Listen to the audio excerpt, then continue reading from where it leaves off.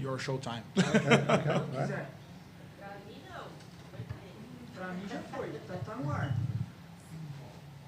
Uma coisa meio cara, isso não.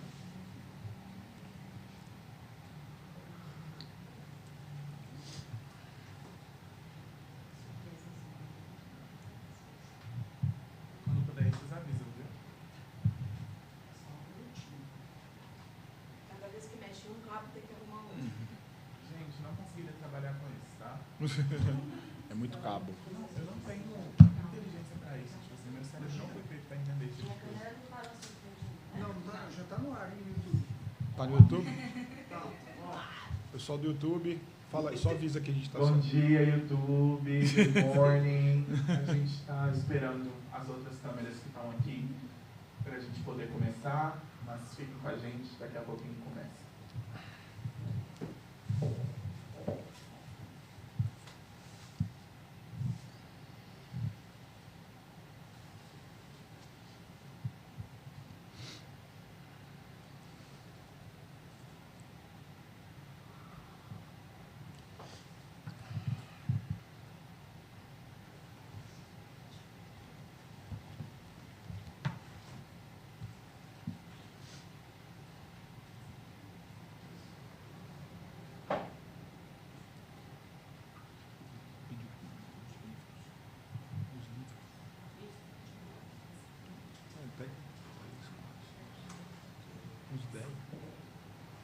Estamos quase lá.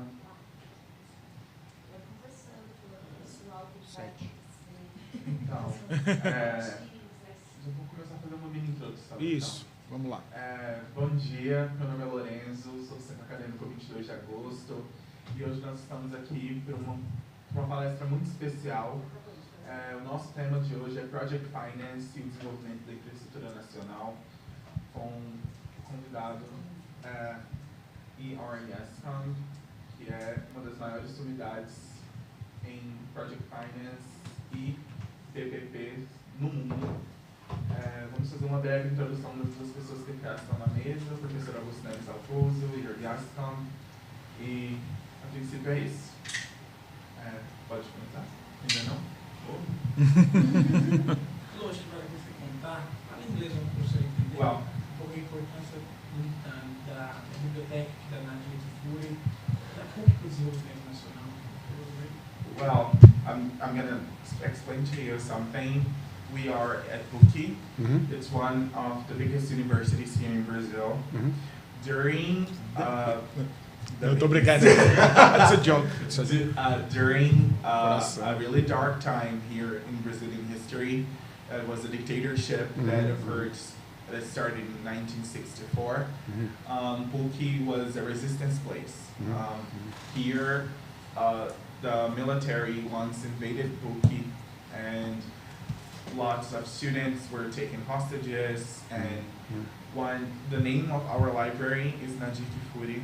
There were the director here at the time, and she didn't let the police take some of the students and helped most of them to hide here while it was happening. She is a really important figure here at São Paulo, and especially here at PUC, and we are really proud to have her name in our library. You know, this was a really dark time in Brazilian history. We were repressed. There were no democracy. Law as we know right now and constitution as we know right now didn't happen, and it wasn't the things that protect us weren't protecting us. And this was a really dark time, and PUC was a resistance place. So we have to start now. We can start. So I'm starting introducing people that are here with us. First of all, I'd like to introduce our Professor Augusto Neves Alpozo, lawyer and founding partner at Alpozo Advogados, and one of the leading law firms in Brazil in the area of the administrative law, infrastructure law, and civil procedure law. He has been active over 20 years instructing legal models in infrastructure projects in legal situations of strategic issues related to execution of high complexity public contracts. We all know and love Dalpozo, one of our biggest teachers here at Buki, and teaches administrative law and fundamentals of public law. He's a professor at the permanent faculty of graduate studies in Universidad de Coruña in Spain, invited professor at the postgraduate course in administrative law in Universidad de Belgrano in Argentina, and invited professor of course in business and compliance at the very university. Well, and not last but not least, we have here Mr. E.R.Yescombe. It's a highly respected and experienced figure in the world of project finance and public-private partnerships, as we know, PPPs. He boasts over 30 years of experience in various forms of structured finance, including project finance, leasing, export credits, real estate, and asset finance. Throughout his career, E.R.Yescombe has established himself as a top leader and trusted advisor, providing valuable guidance to governments, companies, and investors alike. E.R.Yescombe holds a master's in Arts of Economics from University of Cambridge, but has a scholar of Trinity College. What? Oxford. Oxford. I'm so sorry. Must get them mixed up. I'm so sorry. Yeah, Oxford. He's an active member of several professional organizations, including Association of Project Management, and International Project Finance Association, and Public-Private Partnership Center of Excellence. I'm going to pass the word to them. Okay. Queria só antes, até por conta das legendas, eu vou falar em português e depois apresento aqui em inglês. Acho que o Lourenço já falou tudo, mas eu queria primeiro agradecer, né, a Gestão Alvorecer por novamente, né, compartilhar conhecimento de altíssima qualidade. Nós estamos aqui e aqui acho que, né, não sei se todo mundo tem a noção da envergadura do profissional que nós temos aqui ao nosso lado. Ele é respeitado no mundo inteiro, eu não estou exagerando. É um dos consultores mais relevantes que nós temos aí no cenário internacional. E, obviamente, trazê-lo aqui para a nossa PUC é realmente motivo de enorme felicidade para todos nós. Então, eu queria agradecer à Gestão Alvorecer, de novo, de estarmos juntos nesse projeto, o presidente Carlos, que está aqui conosco, a Giovana, que é a nossa diretora de eventos, o Leonardo, que cuida do nosso dinheiro, né, o tesoureiro, e o Lourenço, né, que é vice-diretor de eventos e que tive a honra de poder ser meu monitor também aqui na PUC, é um dos melhores alunos que eu tive, sem dúvida alguma. Também queria agradecer ao professor Vidal, nosso diretor da Faculdade de Direito, que também nos permitiu, né, realizar esse evento aqui na PUC. E, realmente, há duas obras do professor E.R.Yescombe que são referências globais, além de outras, algumas delas, inclusive, que são estudos de casos na África subsaariana, estão todas disponíveis online no site dele, escombe.com. Mas eu tive a honra de fazer a tradução. It's a big translation, isn't it? Segundo ele, é a maior tradução que tem das línguas aí, que já foi traduzido para o chinês, para o japonês, por várias línguas. E eu tive a honra, junto com um grupo, né, de profissionais de excelência, em fazer a tradução dessa obra, o Princípios do Project Finance. É uma obra que, na China, em todos os lugares do mundo, ficou em primeiro da lista, né, em business reviews do mundo inteiro. Então, é realmente um best-seller. Eu sei que o inglês talvez não seja uma língua que todos falam, especialmente se a gente for tratar de capacitação dos nossos reguladores, dos nossos agentes públicos. Então, a ideia dessa tradução foi difundir conhecimento, porque é isso que a gente precisa fazer, capacitar aqueles que modelam os projetos de infraestrutura, os bancos, os reguladores, o poder concedente, as autoridades públicas, para conhecer efetivamente as lições que estão aqui. E o interessante dessa obra é que ela não foi constituída para fins acadêmicos. Acho que é a primeira vez ele vai falar isso, que está dando uma palestra numa universidade. Ele se formou numa universidade, né, Oxford, uma coisa, né, singela. Aqui é a nossa Oxford, professor. E, na verdade, ele tinha propósitos muito mais pragmáticos para auxiliar o mercado, ele vai falar um pouco sobre isso, e, no final, ela acabou recebendo um acolhimento enorme da academia, por conta, obviamente, da qualidade dessas lições.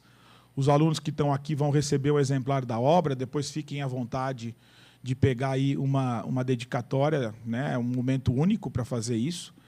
E agora a notícia boa é que o outro livro, que é o Public-Private Partnership, que é outra obra também, um best-seller mundial, nós acabamos de comprar os direitos autorais e já falamos com a editora Contracorrente, o professor Rafael Valim já topou, e aí vamos agora começar o processo de tradução. Então, quem quiser participar, fique à vontade, vai ser uma honra. A ideia é montar um grupo para auxiliar essa tradução.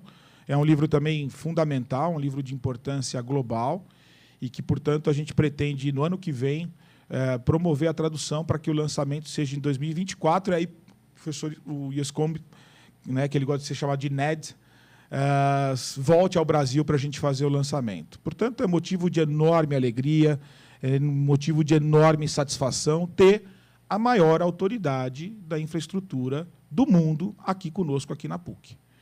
So, E.R.Yescombe, thank you so much for being here with us. It's a great honor for us. And the floor is yours, please.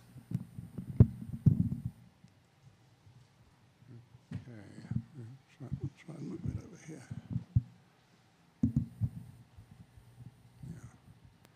Yeah. I'm trying to speak like this. Because I don't have to. Yeah, maybe I'll have to hold it. Yeah. Okay, so thank you very much, Professor Augusto.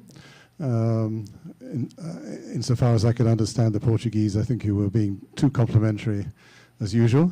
But anyway, so I will try to be a bit more modest. So what I'm going to talk about today is why PPPs have fallen out of favor in Britain. And in a sense, it's a bit of a warning for Brazil as well, as you will see as we go through. So what happened? The British model of government-paid PPPs, known as the Private Finance Initiative, or PFI model, for reasons I'll explain in the middle, in a moment.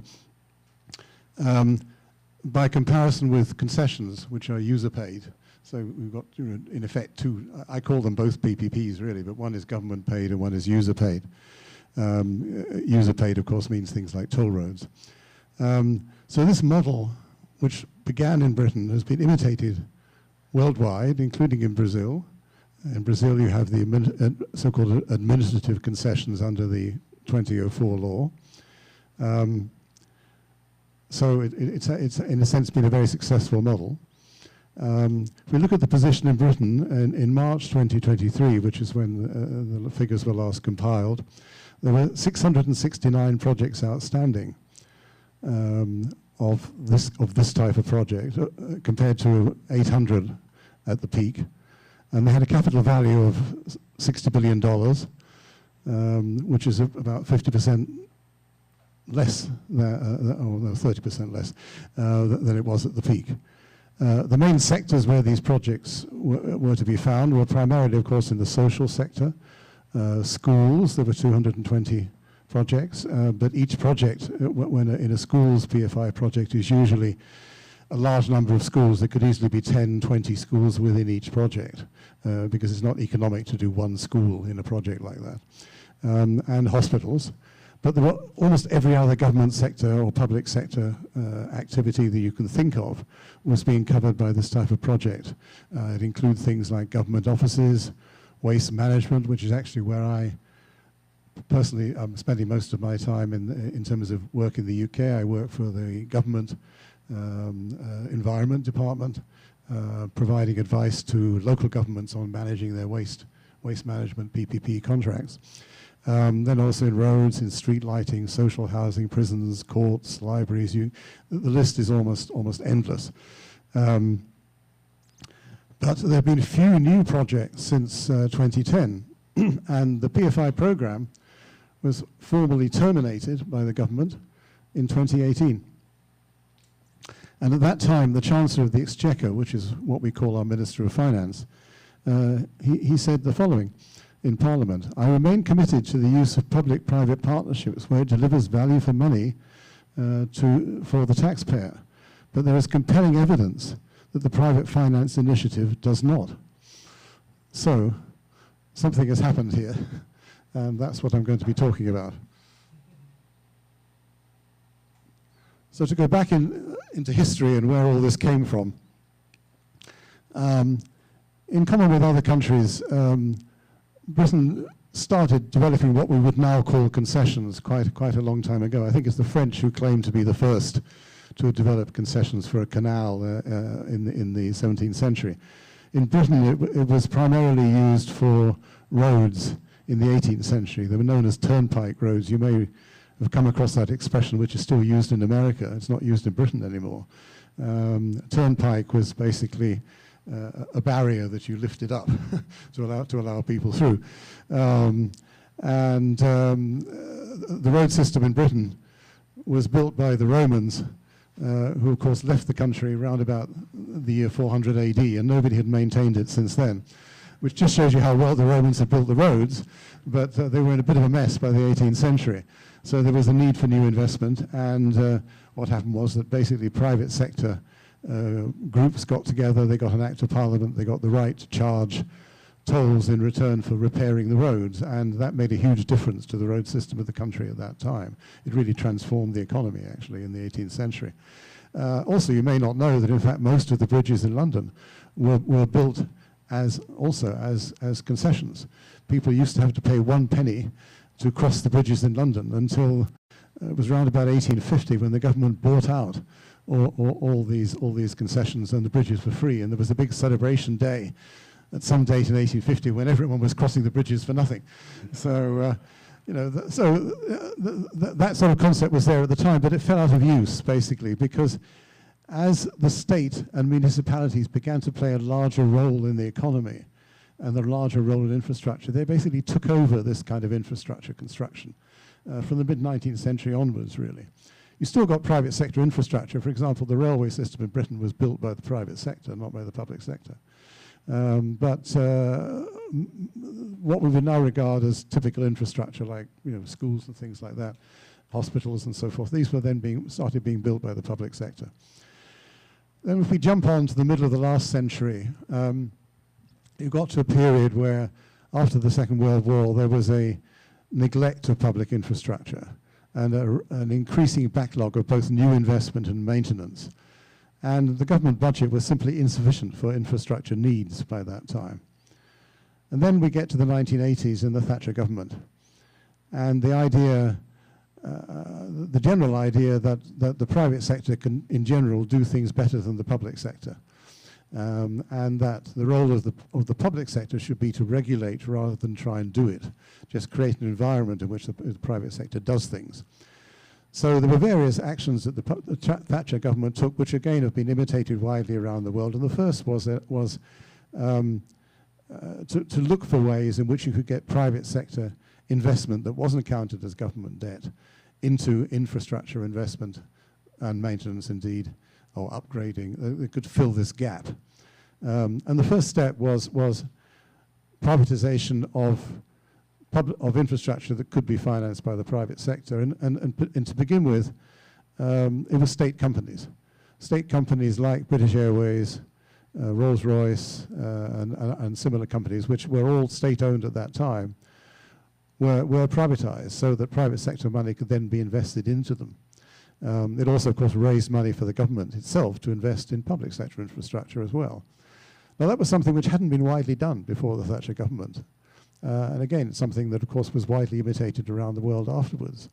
And the next stage was utilities, privatization of utilities, electricity supply and electricity transmission, gas supply, water and sewage.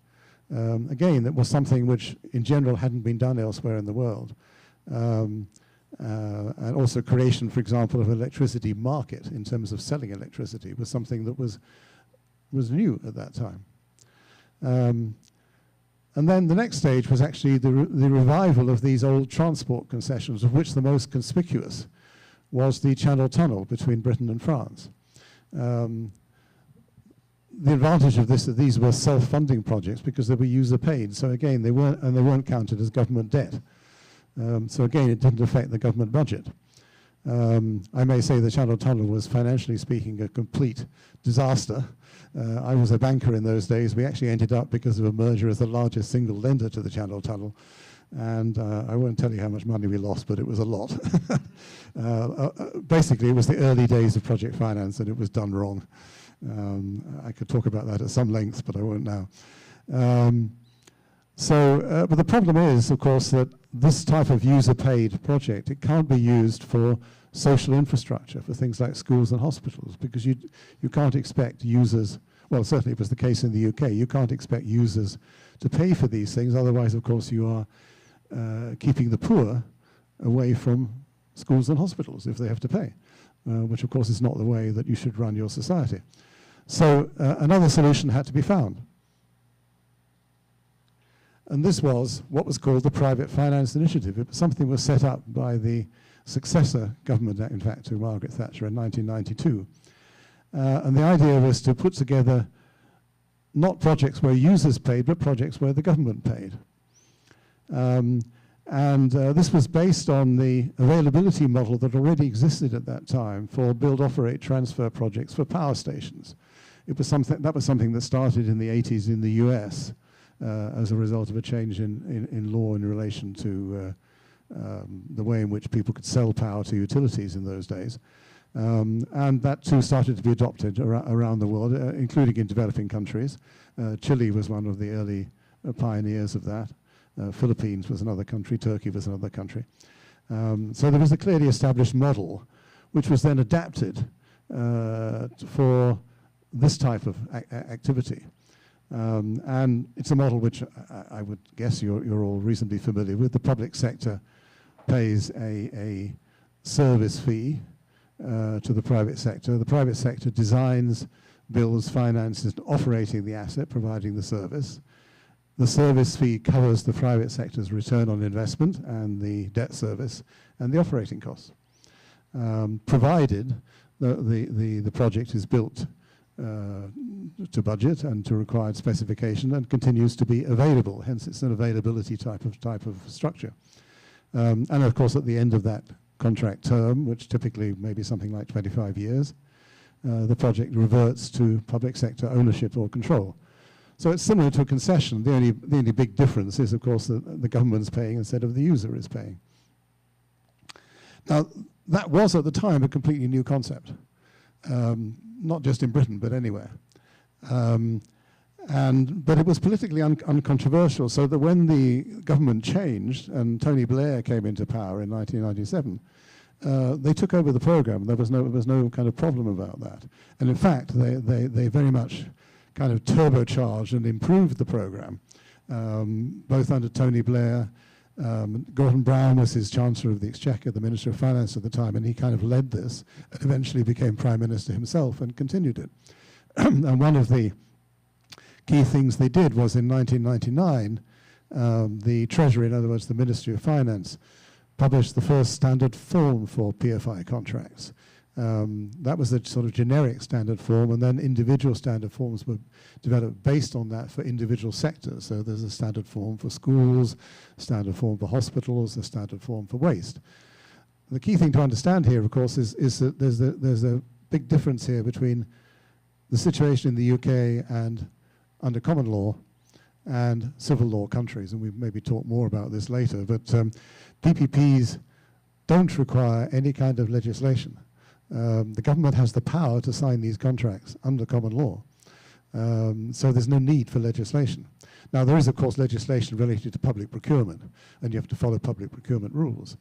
And some common law countries around the world have, in fact, published legislation for various different reasons to kind of set out a sort of way of doing this, whereas in civil law countries, both in Brazil, but also other countries like France, Italy, Germany, around the world, really, they've all had to produce PPP laws of one kind or another to allow this sort of thing to happen, which they have done.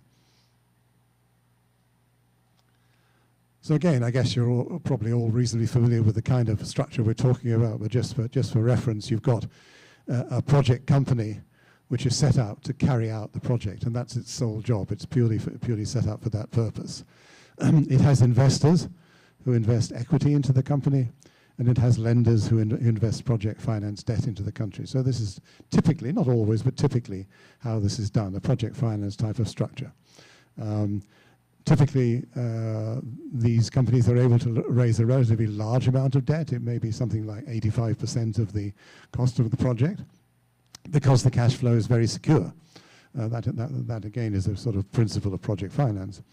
The project company signs a PFI contract with what I call a public authority, and a public authority can be any public body. It can be the central government, it can be a local government, it can be a state organization of some kind. This is just a generic name, which in fact I think I invented for this type of body. Now, another key thing the project company does is that in order to reduce the risks for the investors and lenders, it subcontracts, in effect, some of these risks to subcontractors. So it signs for example, for a schools project, it will sign a design and build contract with a construction contractor. And that construction contractor will contract to build the school for a fixed amount of money and to deliver it at a fixed date. And if the costs overrun, it's the contractor's problem. If he delivers late, he's going to pay penalties. That's actually become more difficult today because construction contractors have tended to lose quite a lot of money on these contracts, especially now with the way in which construction costs have increased in the last few years. This is now a big issue, actually, in terms of project finance. And then after the project is completed, it normally enters into some kind of maintenance and maybe also services contract with another contractor who provides, again, the maintenance at a fixed price. So he's taking a risk of what the cost of the long-term maintenance for the project is going to be. So you can see from the point of view of the investor and lender, a lot of the risk has been taken away from the project company and therefore taken away from them as investors in those companies. There's also typically a direct agreement signed between the public authority and the lenders whereby the public authority will give the lenders rights, for example, to remedy a default. Because if there is a default, it's in the public authority's the public authority's main concern is to continue the public service. It doesn't care about penalizing people. It wants to get the public service continued. So if the lenders will step in and deal with this problem, that's fine. And so you have to give them a bit of time to do that, and that's what a direct agreement typically does. So we go back to what now was the fundamental flaw in the PFI policy, which was the concept called value for money. This is really the basis of the way in which PFI was sold politically. And as we'll see, it's a flawed basis. And this is where things started to go wrong. So what do we mean by value for money? Well, here is the Treasury definition of value for money in its published guidance. And what they say is PFI should only be pursued where it delivers value for money, where value for money, or VFM as it's known, is the optimum combination of whole life cost and quality or fitness of purpose to meet the user's requirement, and does not always mean choosing the lowest cost. Now that's fine. I mean, that's a general principle of public procurement, that you don't necessarily choose the cheapest bidder because he may not be the best bidder in terms of what he's going to offer. So that's fine up to there. It's the next sentence where the problem comes in. It should not be chosen to secure a particular balance sheet treatment. In other words, you shouldn't choose PFI because it's off balance sheet. Now this is just hypocritical, as we'll see. Now behind this is an argument about PFI against public procurement. The main arguments of critics of PFI or PPPs in general is that the government can borrow money more cheaply. And of course it's true that the cost of private finance for a PFI project is obviously going to be greater than the government's cost of borrowing. But the reason for that is that the person who's lending to the government is not taking a risk on the project. He's just lending to the government. But overall, the government is taking the risk. Government and taxpayers are taking this risk. in terms of public procurement. And of course, there are plenty of examples, and I'm sure you have them in Brazil, of public projects that have gone badly wrong and cost a lot more than was expected. So in order to compare PFI to a public procurement, you've got to add the cost of that risk to the cost of the public procurement. But the problem is, how do you devalue this risk transfer? How do you find out what is the cost of that risk? And the approach to this in relation to PFI was what was called the public sector comparator, or PSC. And this was used to determine whether a PFI was value for money for a particular project as compared to a public procurement. It was what we would call a benchmarking system. You're comparing two different ways of doing things.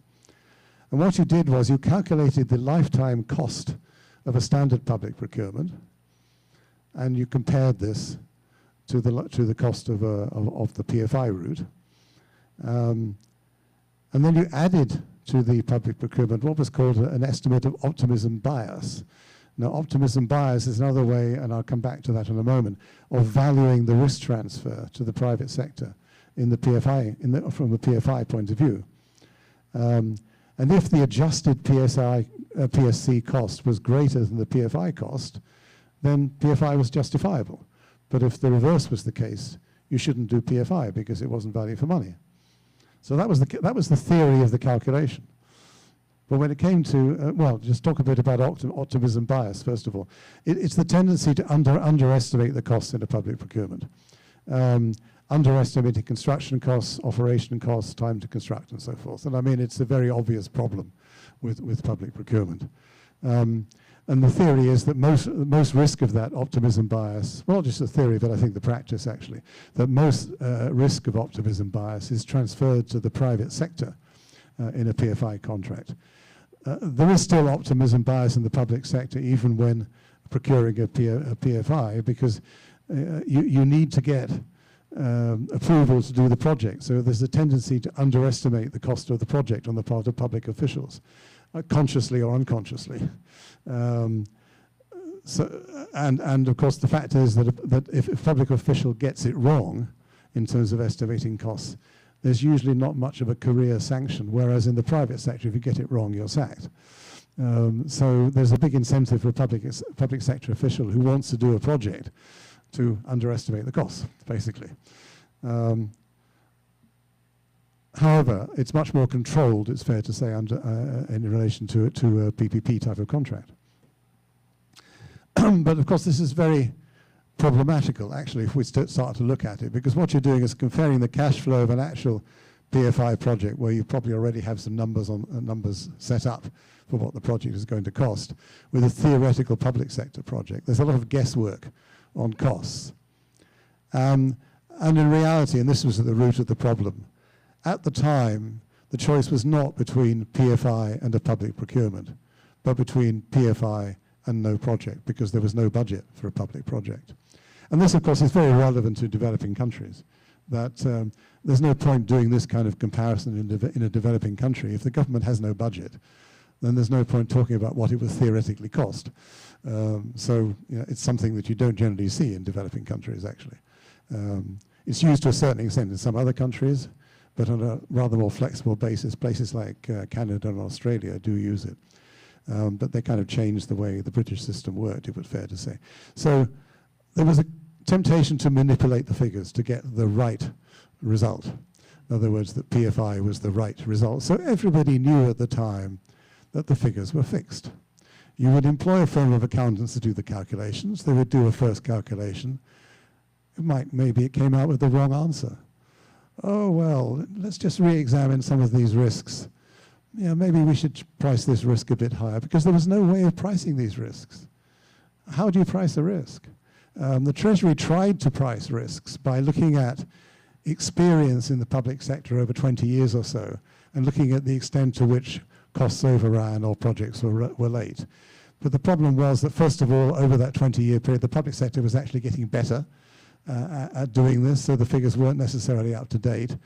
and they were very sector and project specific. It was very difficult to come up with numbers. Other countries have tried to do this. South Africa has a grid, for example, that does this. But it's kind of meaningless because you really can't come up with sensible numbers, and that's really at the root of the problem here. There was another problem that was rather more technical, which was that the comparison between PFI and public sector procurement has to be done on a net present or a net present cost basis, because on the one hand, because the cash flows are different, basically. On the one hand, in a public sector procurement, the public sector spends the money out front, and of course continues to spend money on maintenance and so forth, but there's a big amount of money being spent up front and less money later. Whereas in a PPP, money is being spent evenly over time because you're paying a regular service charge over time. So of course it makes a big difference what discount rate you use in relation to that. And the UK, I won't go into the details, but the UK used a relatively high discount rate, which of course favors PFI.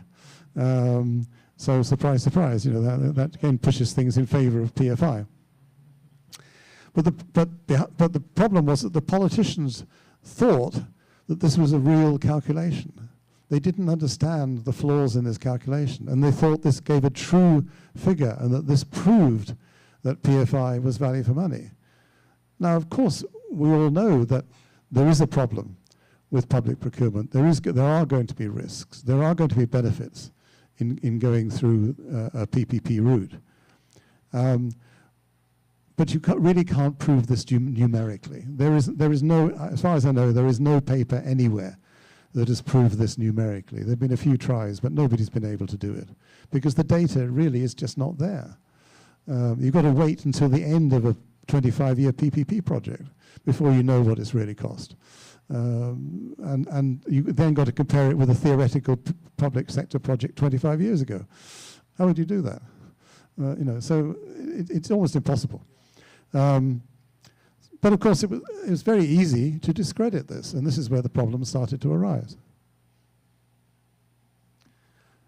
Now, when I first started writing my book on PPPs, which was in, I think, 2004, there was almost no academic study of PPPs, and very little of project finance, actually. There were a few papers from the World Bank, and the European Investment Bank had done a few papers, but that was about it.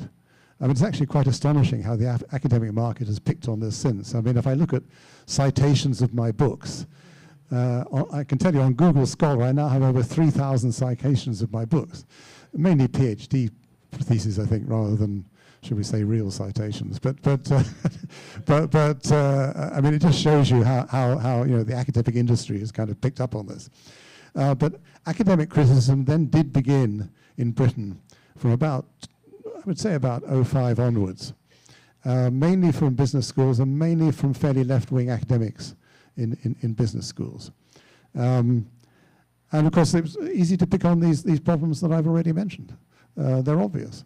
And of course, they raised these issues. They were also often a bit confused about the way in which PPPs worked. So, for example, they tended to confuse, on the one hand, a public procurement where you had an upfront cost and financing cost, and they'd forgotten about all the maintenance costs. And whereas they were comparing it with PFI, where the cost of PFI included all the maintenance costs, and they would then say, "Oh, look how expensive PFI is over the life," forgetting about the maintenance costs. I can tell you, in a hospital, I believe the maintenance cost of a hospital during its life are almost as great as the original cost of building the hospital, if it's being maintained properly. So, the maintenance is not a small amount of money. Of course, the other point is, which I should have made in relation to PFI, is that what PFI or PPPs do is they ensure that public sector assets are maintained.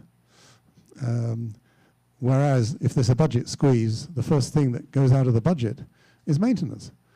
And maintenance is a very expensive way of borrowing from the future, because the longer you leave it, the more the maintenance costs anyway, and on top of that you've had inflation, etc., etc. So it is not sensible to neglect maintenance, and yet it's the first thing the public sector does when the budget is short, as we'll see a bit later, actually, in the hospital context in the UK.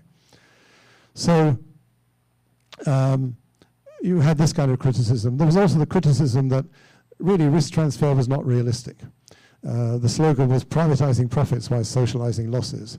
The argument was that if a project goes wrong, the public sector has to sort out the problem. Now, I can tell you, based on the UK experience, that's not really true.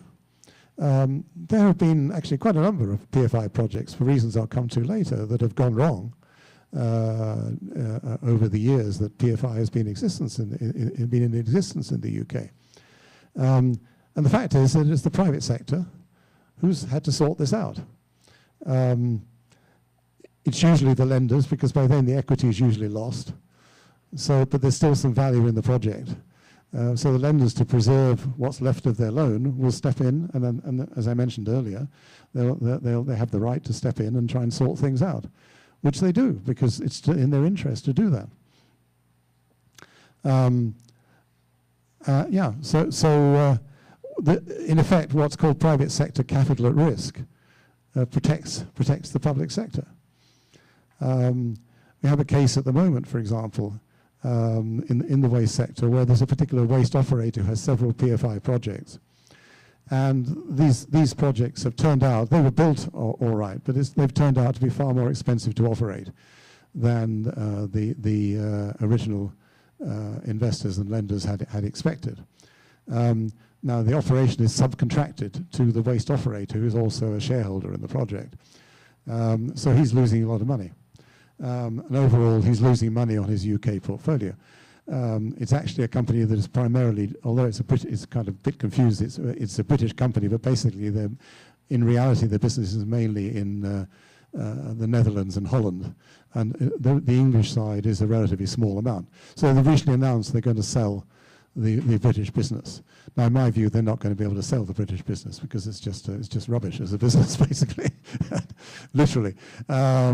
So what's going to happen, almost certainly, and I've been warning the local governments concerned, is that they're going to walk away from this operating contract. And of course, they won't be able to find another operator at the same price, so suddenly they'll have to pay a lot more, theoretically. But what in fact is going to happen is that, fortunately, in that case, the operating contracts have penalties for walking away. And so you can end up doing a deal. Which is what has happened, because this operator has walked away from a contract before. It's not the first time they've done this. So that in that sense, you can protect the public sector. But we've had some very large contractors to the government going bust. The PFI projects, on the whole, have been sorted out. They may have been delayed because of course, the lenders or investors have got to go and find another construction contractor. They've had to pay them more, of course, so they've lost money, but they've sorted it out. Whereas, of course, if the same thing happens on exactly the same project in the public sector, and it could happen because as it did, because you have the same contractors working for both, the public sector is in a mess. They have to sort it out. So, I don't think it's true that for the most part, in some cases there were some public sector losses in extreme cases. You do get that, but it has to be an extreme case. For the most part, losses in these cases are borne by the private sector, which is the whole point of transferring risk. There's also the sort of general, which is really a political slogan, of public service, private profit. The private sector should not be making a profit out of a public service. But of course, the public service has all kinds of contracts with the private sector. It's not just PPPs where there's supplies. So it's nonsense to say that the private sector shouldn't be involved with the public sector. I'm quite sure, for example, that well, I don't know actually, but certainly in the UK, if government offices will employ cleaners, and these people are not public sector employees, they're employed from cleaning companies. I don't know if this applies in Brazil. It depends on the unions to a certain extent. But also for this kind of reason, there was also union opposition in Britain to PPPs as well, because in some cases it did involve transferring staff on existing buildings, for example, where you're upgrading the building as a PPP. It involves transferring some of the staff from the public sector to the private sector. But in fact, staff are quite well protected by law in that kind of situation. Their benefits just can't be taken away in that kind of situation. So you had this initial academic argument, and then things started happening and getting publicity, which then started further undermining the case for PPPs. And the first was the question of debt refinancing. Now, if you look at the position of lenders in any project financing, where they're financing the project from the beginning and therefore during the construction phase, they're clearly going to be conservative during the construction phase. You're taking a big risk at that point, both as an investor and a lender. Even though you've got this construction guarantee from the contractor, he can go bust, for example, as has happened. So you're going to be fairly careful about your loan in that situation. But once the project has been completed and everything is going fine, obviously you can be less conservative.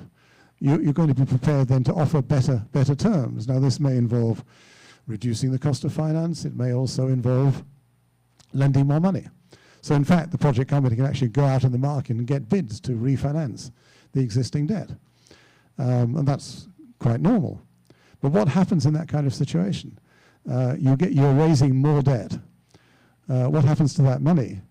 Well, first of all, a piece of it is used to repay the existing debt. The rest goes straight to the shareholders. So suddenly these shareholders, who are supposed to be getting a steady return over 25 years, suddenly get a big lump of money after only 3 or 4 years. And of course, this doesn't look good. We thought these were long-term investors. Why are they getting all this money now? Where is this money coming from? How is this happening? And the result was extremely bad publicity. And in fact, the industry recognized, the PFI on the private sector side, they recognized that this actually could kill the industry. So in fact, they agreed to come up with some way of sharing this so-called refinancing gain with the private sector. Now, it's not really a gain. If you think about it, if you borrow more money, it doesn't make you richer. You're actually worse off because you've got more money over the life. You'll get less cash flow than you would have had in the first place. But what you do get, of course, is accelerated cash flow. Therefore, your internal rate of return, your IRR, which is a key measure for the investor, is jumped up as a result of this. Especially if you're an investment fund, for example, who's measured very much by IRR. So that's the reason why it's being done. And so, yes, the industry agreed that they would kind of share this so-called gain with the private sector. And actually, the first job that I had as a consultant was to work out what is the refinancing gain, because it's not the lump of money, because later on you've got less money. So you've got to take these things together. You've got to think about a discount rate and so on and so forth. So at that time, I sort of drew up an amendment to the standard contract, which dealt with this issue. Well, it didn't fully deal with the issue because, of course, the financial industry is very ingenious, and they found ways of getting around it. But I won't go into that. And then the other thing that happened at the time I was doing this, I said to the people in the Treasury, look, it's all very well dealing with the debt, but you've realized you've got the same problem with equity, and there's going to be the same issue. Because as an equity investor, you're in exactly the same position. You're going to be very conservative, which means you want a high rate of return at the beginning. But once the project is up and running, you're very happy to accept a lower rate of return because the risk has gone down. So what you can do as the initial investor is you sell it to a new investor at a lower rate of return. And of course, you then get a big premium, which is, again, a big sum of money. And this can be very big. It could easily be 50% of your investment if you actually work out the numbers. Which goes into the pocket of the equity investors. So you had the same problem all over again in terms of publicity. And there were attempts to remedy this, which in fact never really progressed because the industry kind of pushed back also against this. But by then, PFI was already falling out of favor for other reasons, which I'll come back to. So it was never really pursued. But so there are some, the regional governments in Scotland and Wales also tried to find other ways around this. In Scotland, what they tried to do was introduce a fixed rate of equity return, so any surplus was also divided in the same way as debt with the public sector. And I actually negotiated the first deal on that for the Scottish government with the private sector. I was amazed that the private sector agreed to this concept, and very shortly afterwards there was a lot of lobbying of members of the Scottish Parliament to say, no, you can't do this, and they changed it. So that was the end of that. The government in Wales, because these governments can have their own policies, just like Sao Paulo State can have its own policy in relation to this kind of thing. They introduced the concept of what they called the mutual investment model, where a bit of the equity was in fact taken right from the beginning by the government as a way of kind of partly dealing with this kind of publicity issue.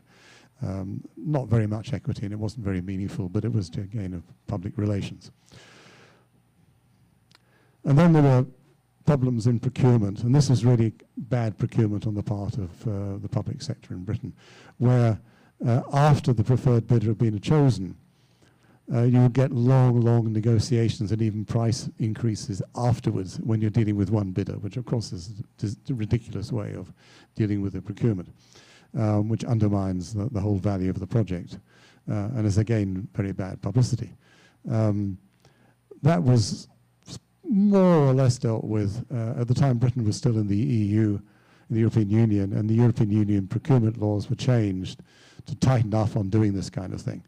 So you're allowed to make small clarifications, but you're not allowed to have this kind of negotiation. And well, at the moment we're still using EU procurement law, but a new procurement law is actually being passed in Britain, which maintains the same approach. I was involved in those days in projects that 2 years after the procurement of the preferred bidder, you were still arguing. It's quite interesting because also, I'll give you one example, because it also shows you the difficulty of negotiating complex PPP projects. One project I was involved in on the public sector side for the Ministry of Defence was the building of a new army barracks. Now, an army barracks is not just a building, it's kind of like a city. It has all kinds of services in it. The negotiation just went on and on and on, because you would go into more and more detail. So the private sector contractor would say, oh, when you said you wanted a church, I didn't realize you wanted an altar in the church. Or when you said you wanted a bar for the officers, I didn't realize you wanted cupboards to put the glasses in the bar. So they would keep adding all these things. Or even when you wanted a workshop for the tanks, because it was a tank regiment, when you wanted a workshop, I didn't realize you needed extraction to take all the fumes out of the workshop, all this kind of thing. So, and this actually goes back to a big issue in PPPs generally, because although it's not relevant to this point, but PPPs, you're supposed to be specifying outputs, not inputs. But the problem is that you're liable to end up going around in a big circle where you specify the outputs and you go into more and more details, and in the end you've specified inputs. And if you look at a waste contract, for example, it basically specifies inputs. It says precisely, for example, that if you take a lorry to the waste incinerator, it must be unloaded within a certain amount of time, because you can't have a big queue of lorries waiting there and it delays them going out to collect more waste. So that's an input. So this theory of outputs, it doesn't really work in the real world. It's really all inputs. Anyway, so that was that problem again, which also was bad publicity. I mean, this Ministry of Defence project, we all knew, those of us on the team negotiating the project, we all knew that they should cancel the procurement and start again, that it had got out of hand in terms of cost. But politically, that was just impossible. There was no way the minister was going to approve of this. So the project director, who was actually a lady who was in charge of the Ministry of Defence property, she would literally come into meetings and just put her head on the table. She was so depressed about this procurement. She was just kind of giving up, because she just could not think how on earth we were going to get to the end of this procurement. So it just shows you what can happen. Now, I think you do things better in Brazil as far as this is concerned, and in general in civil law countries. I mean, I know that in Spain, for example, the government sends out the contract before the bids, says, now, if you want to say something about this contract, say it now. Don't come along after you've made the bid. That, of course, is the better way of doing things. Although it's difficult, because the trouble is these are complex contracts. And there are details that you may not even have thought of when you do the bid, and both sides realize you've got to sort out before you sign the contract. I mean, this is where these clarifications come in. It's not that easy to just agree absolutely everything in advance, unless you've got a model that you've used before. And then there are other issues, some that led to publicity, some that didn't. This standard form of contract, which was known as SOPC, standardization of PFI contracts, it went through 4 revisions over its life. But these were inadequate revisions. Basically, it was a kind of sticking plaster, as we would say in Britain. You were kind of dealing with problems and dealing with those particular problems, not looking at the contract as a whole and saying, how can we improve the contract as a whole? Basically, I mean, people, including me, pressed the Treasury to do this, but of course it costs money, and they didn't want to pay money for it, so they wouldn't do it. And linked to that is the fact that, and the points I've just been making, is that a PPP contract almost inevitably is an incomplete contract. You cannot think of everything that's going to happen over 25 years in advance. It is going to have some holes in. And yeah, I mean, there's nothing you can do about that. It's just, it is what it is. I think it's somewhat easier in civil law, where to a certain extent you can look at the intentions of the parties, where there's a hole in the contract. But on the common law, you really can't do that. I mean, I have a case at the moment, it's not quite the same thing, but it's similar, where there was a mistake in the contract to do with the insurance. And it's obviously a mistake. Kind of everyone agrees it was a mistake, really. But nonetheless, and I'm waiting for a legal opinion on it, but I think I know what the legal opinion is going to be. The legal opinion is going to be, it doesn't make any difference. That's what the contract says. And that's the way it works. Now, I think there are other ways we can get around this problem, but that's just an issue as far as contracts are concerned. Although, as we may discuss later, there are other arguments why common law may still be better than the civil law for this type of contract. And then you've got a question of project complexity. I've already talked about this issue with the barracks. Another much bigger example of this was an attempt in the late 90s and early 2000s to introduce I think it was a total of 3 huge PPPs to upgrade the London Underground system. Now, this is just massive, because the London Underground system is very old. The oldest station in London was built in 1862.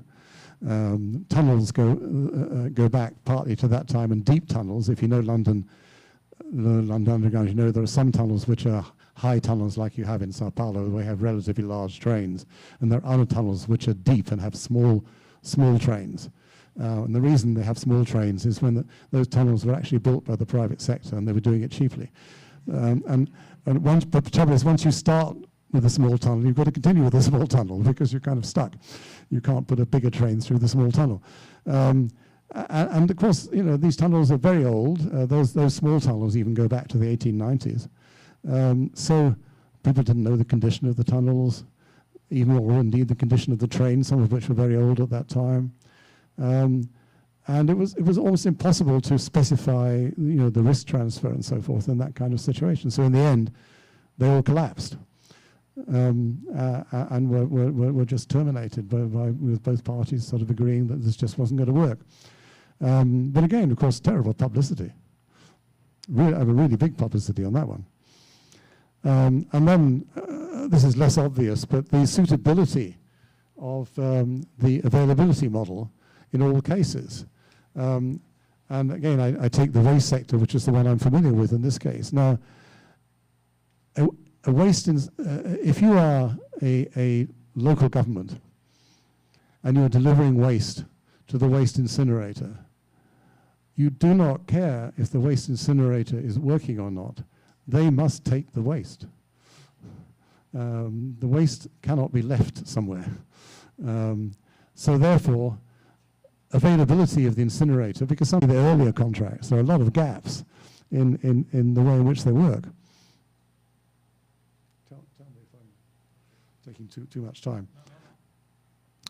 And then, of course, you've got the basic sort of financial sustainability of PFI contracts. There's no use pretending that there aren't issues here. And a PFI contract can become unviable for the public sector for a variety of different reasons. And the biggest reason is the fact that you've got fixed PFI obligations, which don't change from year to year. I mean, they go up with inflation, but otherwise they don't change. On the other hand, you've got the rest of your budget, which may be squeezed by government policy. So suddenly you find a position where your PFI side of your budget is starting to squeeze the non-PFI side of your budget. And a famous and extreme case of this was in Portugal with the roads. In the 1990s, the European Investment Bank went a bit mad financing new roads in Portugal. Now, if you think about the geography of Portugal, it's a long, thin country. So most of the traffic is going north-south. So it's not too difficult to finance concession roads in Portugal going north-south, and that's what happened. Although some of them were not well planned, they didn't link up with other roads. But anyway, that was reasonably okay. But then there were a number of other roads going east-west, basically towards Spain, which couldn't be financed as concessions because there wasn't enough traffic. So they were financed as availability roads, basically following the British model. The Portuguese have actually, in a lot of their PPP business, have very much followed the British model. And of course, what happened was that the Portuguese government suddenly found that most of their road budget was being taken up by these PPP roads. And what happened was a very messy and dirty renegotiation between the Portuguese government and the investors and lenders to these roads to try and find a way of making them less expensive. I don't actually know how it came out, but it went on for several years before they could try and find a way out of it. I mean, that was an extreme case, but nonetheless, it shows you what can happen. And you get other issues relating to affordability, which is what this is about. One of them is what I would call over-indexation. If you think about the service payments that are being paid under a PPP contract, as I said, a large proportion of these are being used to repay debt and repay equity. I mean, typically, it may be around 60% of the service payments are being used for that purpose. Now, at least in the British context, I know it may be a bit different in Brazil. These payments are not indexed. They're fixed payments. You've got a fixed interest rate on the debt, and you've got a fixed return for the shareholders. So there's no reason to index that part of the service payment. But in fact, a lot of sectors, for example, hospitals, did index it because it makes the payments cheaper at the beginning because you can recover more money later from the indexation. And of course, it's a short-sighted policy because especially if inflation goes up more than you think, you're suddenly stuck with big bills, which is exactly what has happened to the hospital sector, the PFI hospital sector in the UK. They're suddenly being squeezed more than they expected because suddenly inflation is 7% instead of 2.5%, which is what they thought. And in fact, there was actually Treasury guidance, which I drafted actually, saying don't do this. But the Ministry of Health ignored it and went ahead and did it, as did some other sectors. Then another problem was this carryover of the availability model to, again, things like the waste sector where you've got process plant type of projects. In the availability model, if the project doesn't perform, if, for example, there's a light bulb that needs to be replaced, and the person in the office calls up the PFI contractor who will have a desk in the building. It's known as the help desk. It calls them up and says, come and replace this light bulb. And they don't replace it within a certain period of time. they'll get, there are things called key performance indicators or KPIs, and they'll get a penalty point under that. And these penalty points add up, and eventually there will be a deduction from the service fees. Similarly, if, for example, a classroom in a school is not available because the roof leaks, there will be deduction again, a prorated deduction from the availability payment. However, these deductions will tend to be, in that kind of situation, these deductions will tend to be relatively low in relation to the size of the service payments. And that's the way lenders wanted it, because lenders didn't want deductions to be so great that it would actually affect the debt service part of the payments. So what typically happened was that the lenders would impose a 10%, in the contract, they would impose a 10% limit as 10% of the service payments as a limit on deductions. But that doesn't work in the waste sector because if things are not being processed properly in the waste sector, deductions can be much, much bigger than that. And we actually had a case which was the biggest single waste PFI contract for the City of Manchester, where there were all kinds of problems with the contractor and with the way the contractor was running things. And as a result, the whole thing was costing Manchester much more than it should have done because they were having to pay extra costs that should have been subject to deductions but weren't. But in the end, they terminated the contract, despite the fact it was very expensive. It was less expensive than continuing with the contract. And that was purely because of this limit on deductions. And then, of course, you've got the obvious thing that this is a 25-year contract and the public sector's requirements change over that 25 years. You can have 10 schools and suddenly there's population change. You don't need 10 schools anymore because the population makeup has changed. So you want to close one of the schools. How do you do that? You can do it, but it's very expensive. And the same is true, of course, of saying, I don't need this contract at all. I would like to terminate it. Well, you can. You're allowed to under these contracts. But the cost of that termination, because you've got to compensate the lenders and compensate the investors for their loss of profit, of course, the cost is very high. And therefore, for the most part, except in extreme cases like the Manchester one, where actually there were some defaults as well, so they kind of negotiated a deal. It wasn't a full compensation. In most cases, it's too expensive to terminate. You've got to carry on. Equally, from the private sector point of view, as I've said already, you can get problems. For example, people make mistakes in bidding. It's surprising how often that can happen, actually. I mean, one recent case which has been well publicized in the UK was again for a waste project, where the bidder did actually make a mistake in the bid. They actually used a European measurement when they should have used a British measurement. And as a result, the plant could not perform to the required specification. It was impossible for the plant to operate as required. It could only process about half the waste it was supposed to process.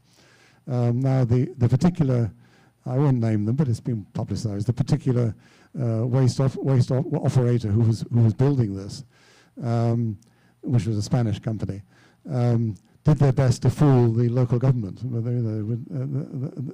the engineer concerned was sending, I mean, in fairness, he was left by himself by his senior management. He was only in his 20s, and he was left with this problem. And he was sending they head office saying, well, you know, I want to try and bullshit them on this one. Of course, these emails eventually appeared in the court case. And they did their best, but eventually, of course, the local government took them to court. And they won.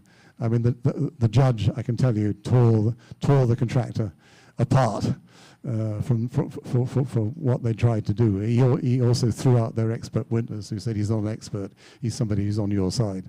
And the whole judgment is actually very funny. You can actually read it, it's online. The whole thing was terminated with no cost at all to the local government. Far from them having to pay any cost, they were actually paid money in compensation by the contractor, and the contractor agreed to demolish the plant and clean up the site. and guarantee they would do this with the parent company guarantee. They had extremely good big lawyers on the side of the local authority. Their legal bill was £32 million, which is about, what, $50 million? So, but it was worth it. It was worth it. Yeah, so you get all kinds of problems of the sort that I've kind of listed here.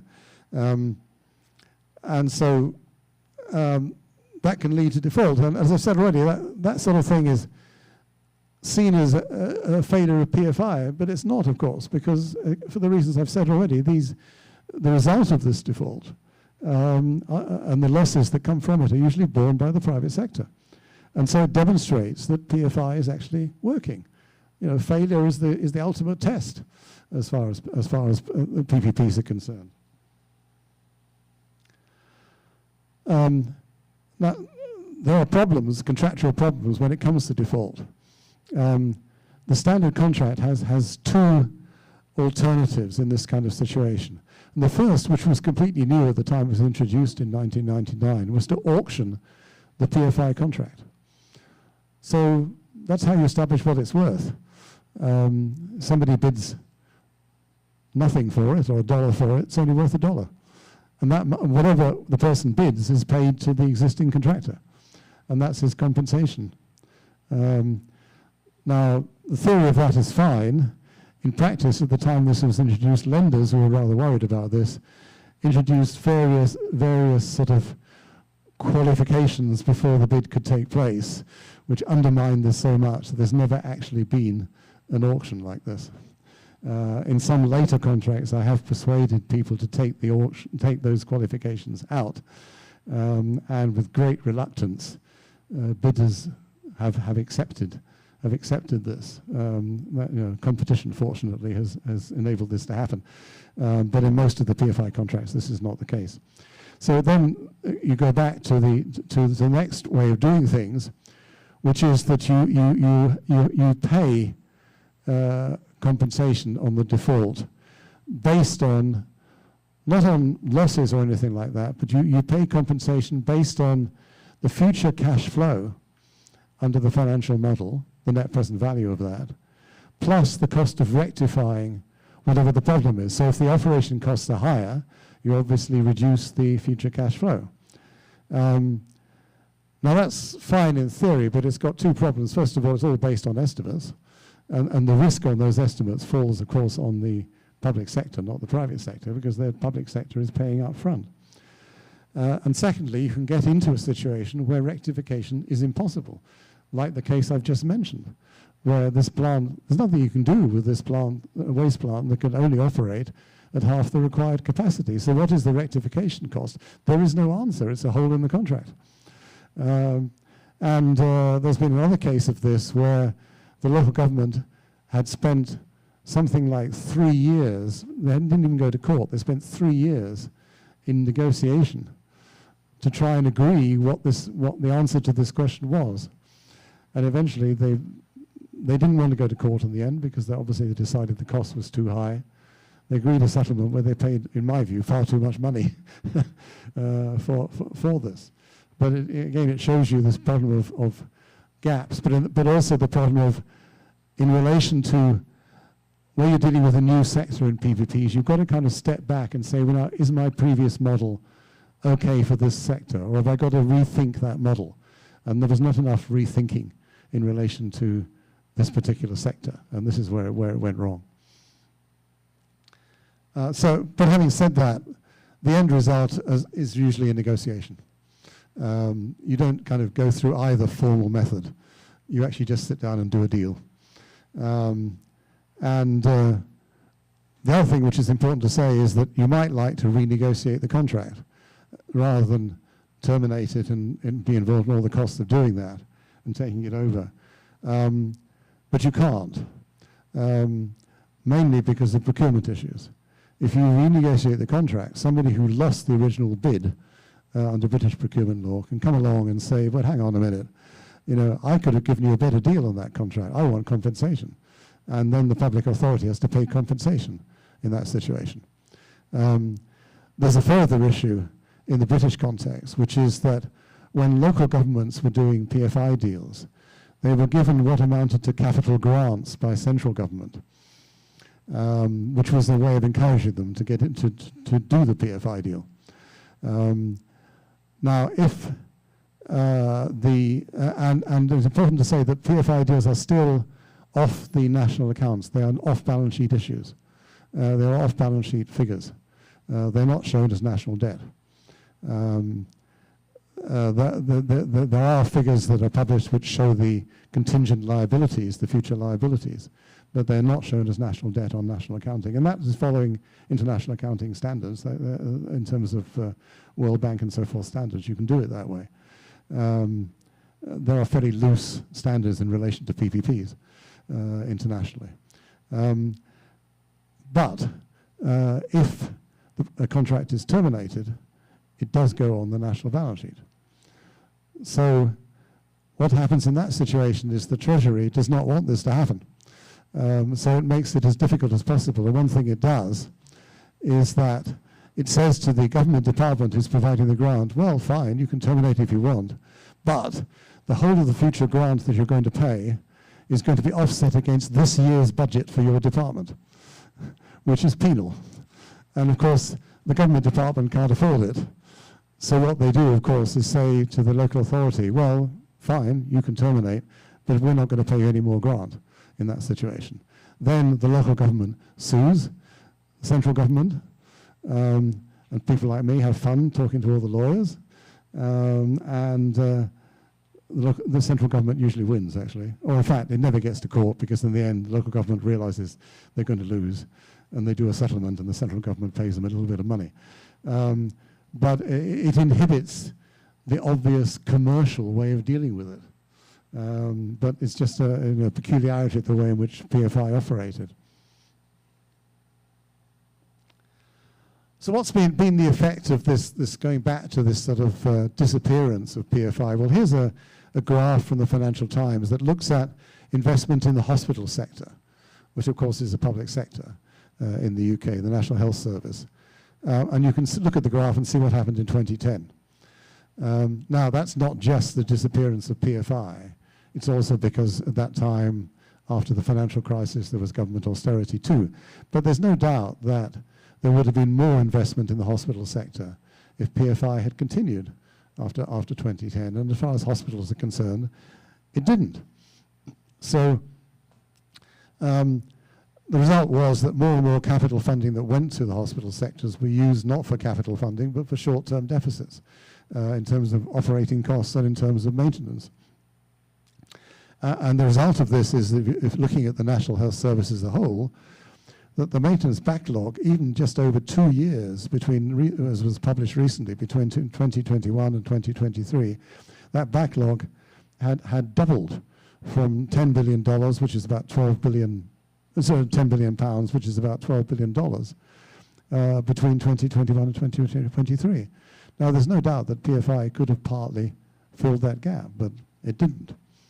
So, that's the result of all this, and of course it applies over the whole public sector. So the government has been trying to find alternatives to PFI because now it's become politically poisonous to both main parties. I mean, we are expecting there's going to be a change in government next year. We do think that the present government is going to lose the next election, which will take place next year. But the opposition party, the Labour Party, is no different in terms of its policy to PFI, even though both parties originally were very happy with PFI. It's become quite absurd. I mean, a story I heard recently from one civil servant who I'm working with, he'd taken an issue with a PFI contract to the minister. And the minister had said, oh, none of these terrible PFI contracts that the Labour government signed. And she was perhaps sufficiently young or just was unaware that her party had started this policy in the first place. But nonetheless, the view was now these are terrible contracts. So the government has been, I would say, floundering around, really, trying to find alternatives. And, there are some things that are alternatives to a certain extent in a limited way.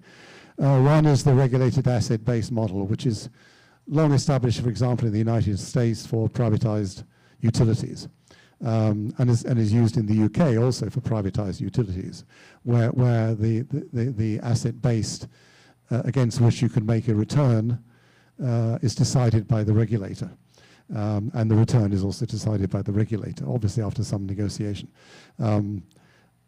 That's actually been heavily criticized in the UK. I won't go into the background to this, but for the water industry in particular, it's been manipulated by private investors in a way that's led to very bad publicity, and also led to the potential bankruptcy of the most important water supplier, which is the one that supplies me in London. so no, that's a problem. It's being looked at now for nuclear power as well. Then you have the franchise model, which is similar to the French affermage system, which I think you have here also for utilities. It's been used for the railway system in the UK, just disaster, didn't work well. It's been more or less abandoned. Operating leases, which is leasing equipment, for example, for the railway industry. It's used in several countries. It's also used in Germany, for example. But the problem is that the franchises against which these are being leased, because they have railway franchises in Germany too, are relatively short term, like 7 years. Whereas you've got to depreciate the railway rolling stock over 30 years. They're very long life. So what do? So the only thing you can do is you have a 7-year lease with a big payment at the end, on the assumption it's going to be leased out again and the payment is made and you can refinance it. But the government has to guarantee that, because who else is going to guarantee it? So that's the way it works. But again, the availability of this sort of thing is very limited. Then you've got what, in fact, used to be and still is called public-private partnerships in America, which is real estate developer finance, where you've got, for example, a school that has a large amount of land. So it says to the developer, okay, you build me a school over here, and you can demolish the old school and you can build a block of apartments on that piece. Now that is a term that's been used as, for public-private partners for a long time. In fact, this term public-private partnerships is itself a very old term. I mean, I researched this for my book, and you can trace the use of it back to the early part of the last century. But until about the mid-1990s, and it was after the PFI program started, it was only used in the US in relation to infrastructure. And it was then the term started to spread to other countries. And of course, public-private partnerships are still used today for all kinds of things that have nothing to do with infrastructure. So it's a very confusing term. You Google public-private partnerships, you'll find all kinds of stuff that has nothing to do with what we're talking about because of this term having this vague series of different meanings. But the fact is, the government still needs private sector capital for infrastructure. And it's really struggling at the moment to find models that work. Of course, there are some areas of infrastructure where private sector capital is still going in. Renewable energy would be one of them, obviously. But even there are problems. The UK is, I believe, has the largest portfolio of offshore wind generation in the world, because we kind of live near the sea in a windy place. And these are obviously government-sponsored in effect. The government provides a minimum power guarantee in effect through contracts for differences, if you're familiar with that kind of contract. But the last set of bids, there were no bidders.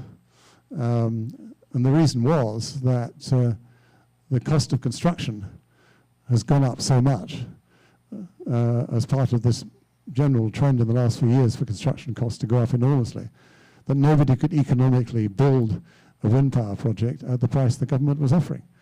And they are, it's understood, going out again for new bids. They'll be offering double the price they were offering previously to enable this to take place. It's still quite cheap by comparison with what it costs to use gas these days, for example. So it's still worthwhile, although of course there are other problems with wind, but it illustrates the issue. So there is still private sector money around, But I mean, sometimes the government is it's just kind of a wish list. An example is the high-speed rail link, which is being, or supposed to be being built. It's been a big issue between London and Manchester and cities going north. Now, as part of this, it needs a very long tunnel under the last section. I think it lasts about 4.5 miles, coming into central London. Now, this is, of course, very expensive to build. And the government has said, oh, no, we're going to manage this because we're going to get private sector funding from developers. And the industry is saying, oh, no, you're not. It is not going to happen that way. So it remains to be seen if that tunnel is even built. And it may be that the terminus for this high-speed railway is actually going to be outside London, or at least outside the centre of London. That's on the cards at the moment. It's an example of which the government just is just trying to find ways to bring in private sector capital. And it's not that they don't have advisors. They do. They have good advisors who will tell them the truth. But then just kind of, no, we'll manage. So what's the conclusion? The vast majority of PFI projects were finished on time, on budget, to specification. They continue to be properly maintained. They are loved by the people who have to use them because they're great. One case study I did was of one particular municipal area where half the schools were done as PFI schools. The reaction of the parents in the other schools was, well, we want PFI schools because we can see how good these schools are now. So, people like them. Unlike the public sector, where these schools are not being maintained and the roof is leaking and you've got buckets, and hospitals, literally hospitals now, with buckets catching the rain and this kind of thing. Britain has therefore been too quick to throw this out. And it's certainly, when I visit countries around the world who all have this model and who don't realize this has happened, they are astonished that Britain has done this. The British model that they have copied and think is great, Britain has thrown out this model. So yeah, there's no doubt that, and countries outside the UK, I don't know of any country outside the UK that's thrown out the model. Far from it, they're still using it. So experience in these countries says that this model, the PPP model, still has a role to play. Whether the politicians in Britain will come to realize this, I'm not optimistic, actually. I'm not optimistic, given the fact that politically speaking, it's poisonous for the reasons that I've already explained. So there we are. A little bit of advertising, but I don't need to advertise it because you've already got one of the books, but there's another book which, if you want to wait, you'll get the Portuguese edition from him. But if you don't want to wait, you can buy the English. You can buy the English edition. So there you go.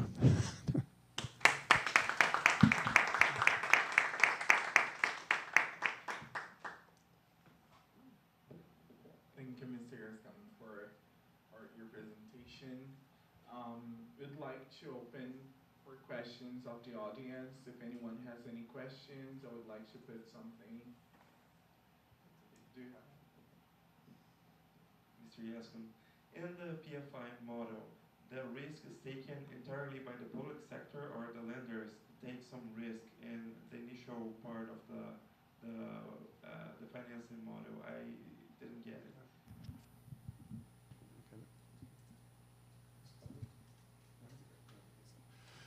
Okay, so as far as risk, I mean, I didn't go into that in enough detail because I would need a few days rather than.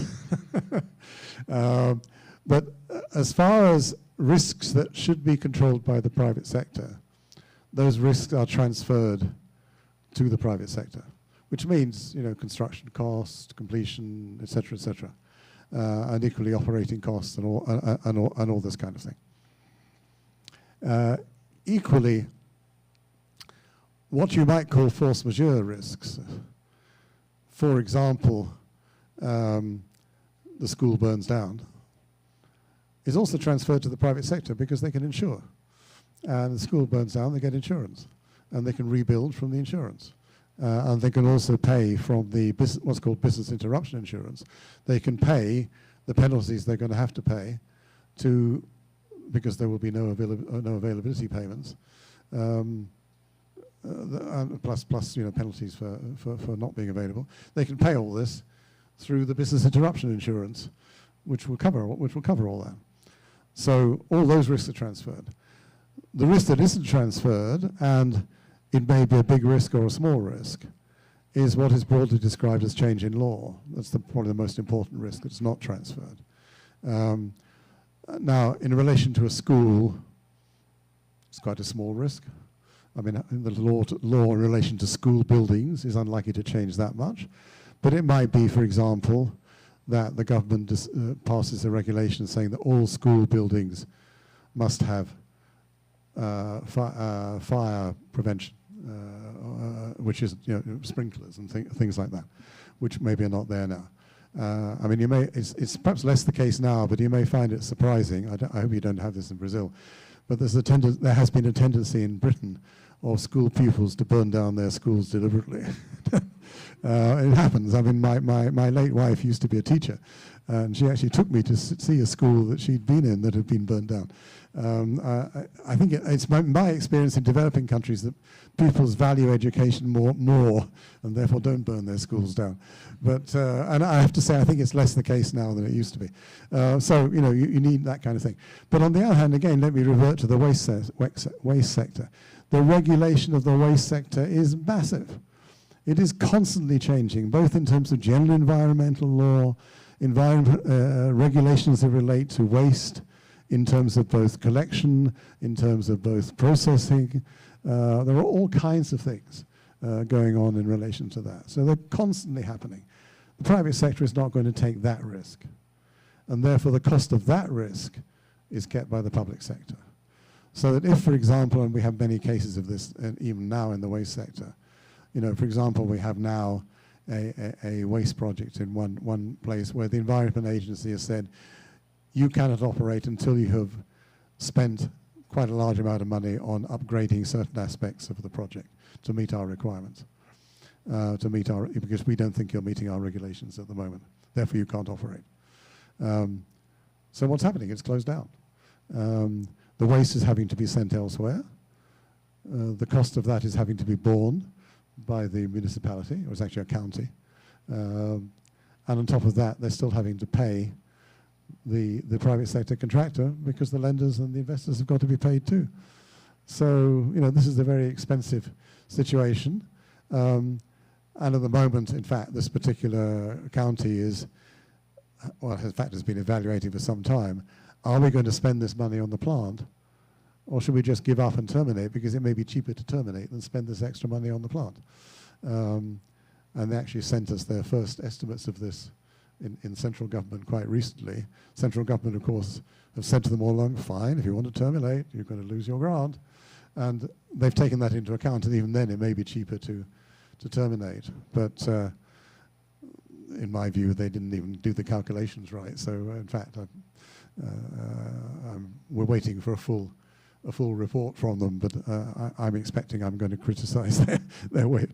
I think, from a business point of view, termination is the right point of view.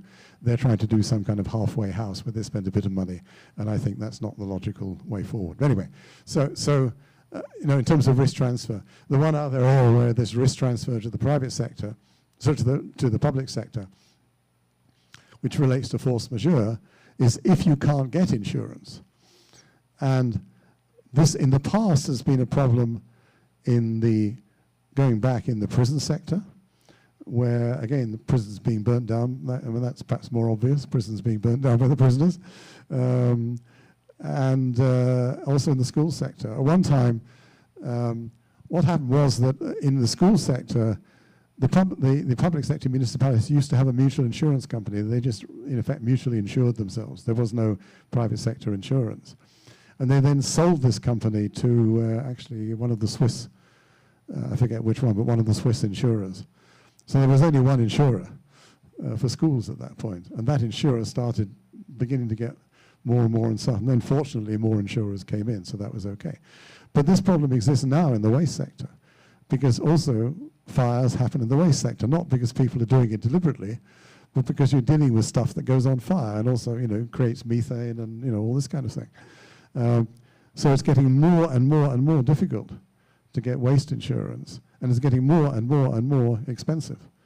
So it's certainly not impossible that in the waste sector, although it hasn't happened up to now, that insurance would not be available. And in that situation, the public sector has two choices. They can either step in and say, okay, we will now insure you, which of course is risky, but it may not be that great a risk, it depends, or they have to terminate and pay compensation. Not quite as much compensation as if they just terminated it generally, but still pay a lot of compensation. So that's the one other area where there's risk transfer to the public sector. Now, as I know, because I've had some discussion about this already, here in Brazil, it seems to work the other way around. That the regulator can make changes and the public sector has to put up with it. Well, that's just not workable. From an investor point of view, it's not workable. And it's not fair, because it's the public sector who makes this decision. The regulator is a public sector body. He's probably been appointed by the government. The public sector should take the consequences if they want to change the regulations. And that's the way it should work. So does that answer your question? I also would like to thank you on behalf of our student council, because it was a brilliant lecture. I know it was your first time lecturing at the one university, and it's a great honor for us. And thank Mr. Augusto. It's a honor for us. Thank you. Yeah, it's been a great pleasure for me too. Does anyone else have a question? Okay, so I think we're gonna finish our panel. Thank you both of you for being able to enlighten us with some knowledge. Obrigado a todo mundo aí de